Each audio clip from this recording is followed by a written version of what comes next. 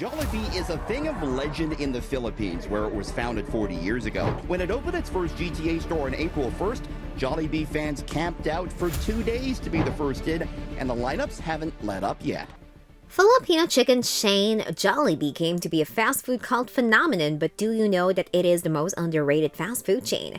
Well, in this video, I will discuss this underrated food chain from its beginning to how it came to this point. So you need to subscribe to my channel and watch this video till the end to never miss out on more such uploads. Here we begin. 4 decades ago, if Tony Tan Katchong had just wished to change degrees in ice cream, we wouldn't have gotten Jolliebee. So lucky for us that instead of selling ice cream, he spread the groundwork for one of the world's most food-affectionate, voracious followers. And that's why you will find that across Europe, North America, and Asia, from Los Angeles to Qatar and Milan to Macau, it's a legion of fans line up to eat their most delicious bucket of chicken, shrimp-packed noodles, signature Iam burgers, rice and beef breakfast platters, and hot dog stuffed sweet spaghetti. And you'll find that they are directed at the behest of a smiling and dancing bee in a tuxedo jacket, and that just signifies the commitment of joy, or we can say chicken joy. When did it first open? And what's the story behind it? To know about this all, keep watching this video till the end. So it was in 1978 that its founder, Katchong, inaugurated the establishment that is Jolliebee in the former capital city of the Philippines, which is Quezon City. And let me tell you that this establishment forever changed the nation's fast food geography and occupied era's heart and taste buds. And it occurred apparently by chance. Do you have any idea about it? Let's see now.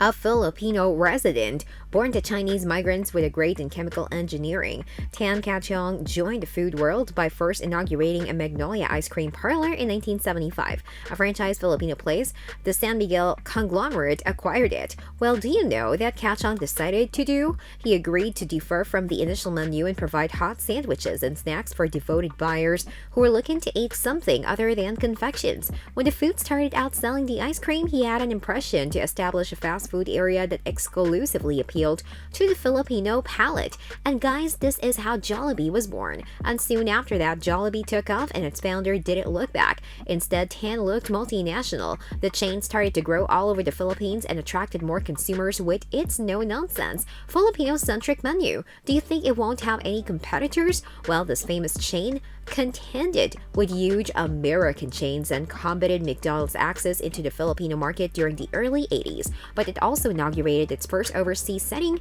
in 1986 and its early US site in 1998. Let me tell you guys that today Jolliebee has more than 1,000 locales globally, with dozens sprinkled throughout the US, and hopes to broaden into triple digits in the coming 5 years. Let me tell you that the initial Manhattan-based setting was inaugurated last season and there was too much fanfare. You won't believe it, but 2 mega fans lined up 20 hours in advance to be the first to receive their Filipino fried chicken fix in their location in the Big Apple. Moreover, you'll find many Filipinos shamelessly took selfies with a bee mascot, which is quite precisely a Jolliebee. So now you know how famous they were. You will also find that there are fans that they can be found throughout, hungering for huge buckets of KFC rivaling birds, which are called Chicken Joys. And for your kind information, these Chicken Joys are one of the chain's most iconic menu items. So we can now say that the cult of Jolliebee isn't private. It's actually everywhere. And now we're gonna talk about how this Jolliebee is also celebrated in the Philippines. So Jolliebee and its iconic bee chef mascot are commemorated in the Philippines.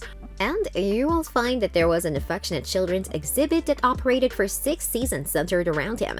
And also there is a movie named Jollytown that debuted in 2008, that same year that Jolliebee observed its 30th anniversary. Jolliebee is kept in a favorite spot in the heart of Chef Charles Olalia. He dines out stemming Filipino masterpieces like sizzling sisig and kare-kare at his famous Los Angeles diner Ma'am Sir. Let's hear what he said about it. It's worth mentioning that I realize it is very much a childhood attachment, but also delicious. I eat Jolliebee every time I see it. My son had his first birthday at Jolliebee in the Philippines. He also added that he consumes Jolliebee every year for his birthday and attends to his story of Filipino fried chicken at Ma'am Sir that's labeled Happy Birthday Fried Chicken, which is a love letter that bridges the void between upscale dining and fast food. So that's all for now. What do you think about this video? Let me know in the comments, and make sure to subscribe to my channel and hit the bell icon below. Until we meet again, take care.